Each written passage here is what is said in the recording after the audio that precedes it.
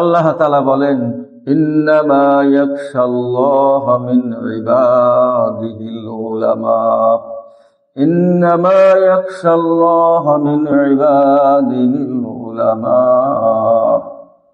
শুধুমাত্র আলেমরাই আল্লাহকে ভয় করে, শুধুমাত্র আলেমরাই আল্লাহ তাআলাকে ভয় করে। আল্লাহ তাআলা বলেন, যার আল্লাহর সম্পর্কে আল্লাহর মারেফত যত বেশি, আল্লাহ পাকের ভয়, আল্লাহ পাকের আজমত মহব্বত তার তত বেশি। যে যাকে চেনে সে তাকে মানে। ওলামায়ে কিরাম বলেন যে আল্লাহ পাক যেহেতু এই জায়গায় এই কথাটা বলছেন যে এলেম ওলারাই আল্লাহকে ভয় করে, তাহলে বোঝা গেল যদি নাকি এটা তো আল্লাহর কথা, তা যদি এমন দেখা যায় মানুষের মানুষের দৃষ্টিতে কোনো ব্যক্তি আলেম কিন্তু তার কর্মকাণ্ডের মধ্যে আল্লাহর ভয় প্রকাশ পায় না, তার মধ্যে আল্লাহর ভয় নাই, যদি দেখা যায় তাহলে বোঝা যাবে ওই ব্যক্তি আল্লাহর কাছে আলেম না, ওই ব্যক্তি আল্লাহর কাছে কি না, আলেম না।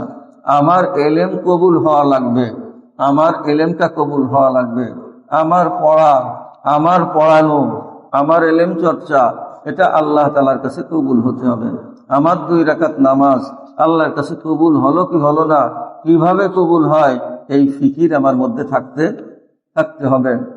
এই জন্যে ওলামায়ে কিরাম বলেন এই আয়াতের ব্যাখ্যার মধ্যে যে সত্যিকার অর্থে ইসলামী শরীয়তের দৃষ্টিতে, আল্লাহ এবং আল্লাহ রসুলের দৃষ্টিতে ওই ব্যক্তি আলেম যার মধ্যে কি আছে, আল্লাহ পাকের ভয় আছে, আল্লাহ পাকের ভয় আছে। যার এলেম তার মধ্যে তাসির করে, প্রভাব ফেলে, সেই ব্যক্তি আসলে এলেম হাসিল করছে। যার এলেম তার মধ্যে কোনো প্রভাব ফেলে না, তার মধ্যে কি নাই, আসলে সে আল্লাহর কাছে মকবুল আলেম না, আল্লাহর কাছে কি না, মকবুল আলেম না। এই কারণে হাসান বসরি রাহিমাহুল্লাহ তাআলা উনি বলেন, আরো বড় বড় সাহাবায়ে কেরাম, বড় বড় তাবেঈন, তাদের থেকে ওই ধরনের কথা আছে। আল ইলমু ইলমান, আল ইলমু ইলমান, এলেম 2 প্রকার। এলেম কয় প্রকার? 2 প্রকার।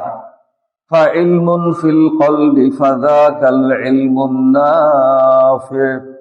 যে এক প্রকার এলেম হলো দিলের মধ্যে আসর করে, এক প্রকার এলেম কি করে, দিলের মধ্যে আসর করার পরে দিলের যে অবস্থা হয় ওইটার নাম হলো ইলমে নাফি। ওইটার নাম কি? ইলমে নাফি, উপকারী এলেম। ওইটা কি? উপকারী এলেম। ইলমুন আলাল লিসান, আর এক প্রকারের এলেম, যে এলেম শুধু, এটাও দরকার, কিন্তু ওই জবানের এলেম যখন কলবে ঢোকে তখনই সেটা উপকারী হয়। কিন্তু শুধু জবানে এলমের পাতা পাতা মুখস্থ আছে, কিন্তু অন্তরের মধ্যে কোনো আসর পড়ে নাই, তখন ওই এলেম আসলে শুধুমাত্র জবানি এলেম, ওই এলেম শুধুমাত্র জবানি এলেম। ফাযালিকা হুজ্জাতুল্লাহি আযজা ওয়া জাল্লা আলা ইবনি আদম, আর এই এলেম আদম সন্তানের বিরুদ্ধে আল্লাহর পক্ষ থেকে কিয়ামতের ময়দানে তার বিরুদ্ধে দলিল হবে। বিরুদ্ধে কি হবে? দলিল হবে। আল্লাহর পক্ষ থেকে এই এলেম ওই আলেমের বিরুদ্ধে দাঁড়াবে, যে তার ভিতরে এই পাতা পাতা কোরআন হাদিস সবই মুখস্থ ছিল, সবই জানা ছিল, কিন্তু সে কোনো আসর গ্রহণ করে নাই, ওই এলেমের ইয়াকিন পয়দা হয় নাই, তার দিলের মধ্যে কি পয়দা হয় নাই? ইয়াকিন পয়দা হয় নাই। এই জন্য আমার আপনার মধ্যে এই ইয়াকিন না থাকার কারণে আমি আমল করতে পারি না, আমার নামাজ সঠিক হয় না, নামাজের মধ্যে আসলে ধ্যান খেয়াল থাকে না, আমার ভিতরে অনেক দুর্বলতা আছে। এজন্য মুজাহাদা করা দরকার। এজন্য কি দরকার? মুজাহাদা করা দরকার, ওই এলেমটাকে আমলে আনা।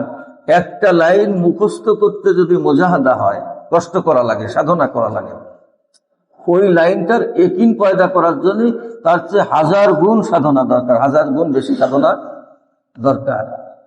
আমি কালেমা পড়লাম, লা ইলাহা ইল্লাল্লাহু মুহাম্মাদুর রাসূলুল্লাহ, এই কালেমাটা পড়া শিখা, এর অর্থ শিখা, এর বানান শিখার জন্য কষ্ট করা লাগে। এতটুকু জিনিস শিখতেও যদি কষ্ট লাগে, তাহলে এই কালেমার দাবি পূরণ করার মতন যোগ্যতা অর্জন করার জন্য কি লাগে? মুজাহাদা লাগে, এই জন্য আল্লাহওয়ালাদের সহবত লাগে, আমলওয়ালাদের পরিবেশ লাগে, আমলওয়ালাদের পরিবেশ লাগে, নেক পরিবেশ লাগে। আমলের পরিবেশে নিজের মধ্যে আমলের সব পয়দা হয়ে যায়। এক সময় আশরাফ আলী থানভী রহমতুল্লাহ বলেন যে আমল প্রথমে 3 প্রকারে হয়, 3 ধরনের হয়। প্রথমে মানুষ আমল করে রিয়াআন, প্রথমে আমল করে লোক দেখানোর জন্য। আমল করে কিভাবে? লোক দেখানোর জন্য। আমাকে মানুষ, আমি যদি টুপি মাথায় না দেই আমি তালেবুল ইলম কেমন কি বলবে, আমি যদি জুব্বা না পরি আমি তালেবুল ইলম কি বলবে, আমি আলেম আমাকে মানুষ কি বলবে। এভাবে আমি যদি নামাজ আদায় না করি, আমি যদি মসজিদে আগে না যাই, তাহলে আমার মুফতি সাহেব মানুষ কি বলবে। মানুষ প্রথমে হয় রিয়া, প্রথমে কি হয়? রিয়া। এরপরে আদাত তৈরি হয়, এরপরে কি তৈরি হয়? আদাত, অভ্যাসে পরিণত হয়ে যায়। এরপরে কি হয়ে যায়? অভ্যাসে পরিণত হয়ে যায়। নামাজ পড়া, তাহাজ্জুদ পড়া, মসজিদে যাওয়া, নেক আমল করার অভ্যাস হয়ে যায়। অভ্যাস যখন পরিণত হয়ে যায়, সর্বশেষ পর্যায়ে, চূড়ান্ত পর্যায়ে তার কি আসে? তার ভিতরে ইখলাস এসে যায়। কি এসে যায়? ইখলাস এসে যায়। প্রথমে আমলের মধ্যে রিয়া ঢুকতে পারে, রিয়ার সাথে আমল করতে করতে অভ্যাসে পরিণত হয়ে যায়। এরপরে আল্লাহ পাক ওই মুজাহাদা করতে করতে একসময় ইখলাসও কি করেন? দান করেন। এই জন্য শুরুতেই আগে নিয়তকে সহি করতে হয়। নিয়তকে কি করতে হয়? সুনিয়তকে সহি করতে হয়। আমি এলেম শিখতেছি কেন, কি উদ্দেশ্যে আমি এলেম শিখতেছি? এক তো হলো আমি নিজে আমল করব, নিজে এলেম অনুযায়ী আমল করব। আর এই এলেমের দাবি হলো মানুষের কাছে প্রচার করা। মানুষের কাছে কি করা? প্রচার করা।